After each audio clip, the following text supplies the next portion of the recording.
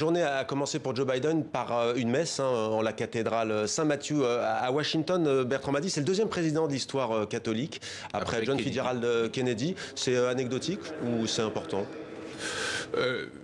Ce n'est pas anecdotique au sens que effectivement le mythe américain, le credo américain s'organise autour des pèlerins du Mayflower, des WASP, White Anglo-Saxon Protestant, que l'establishment s'assimile à cette réforme et ce messianisme d'inspiration puritaine qui est souvent une clé de compréhension de la politique étrangère américaine.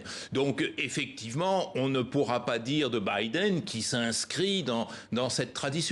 Ceci dit, il sera moins sous la coupe des évangéliques, ont dicté peut-être la politique proche-orientale de Donald Trump, notamment qui a transféré l'ambassade des États-Unis de Tel Aviv à Jérusalem. La politique proche-orientale et pas seulement la politique proche-orientale, c'est-à-dire qu'il y avait à travers la puissance de l'évangélisme aux États-Unis une restructuration, une relance du Manifest Destiny, vous savez, ce grand texte fameux au milieu du 19e siècle qui avait présenté les États-Unis comme étant les envoyés de Dieu et qui allait peu à peu répandre la vérité divine sur le monde.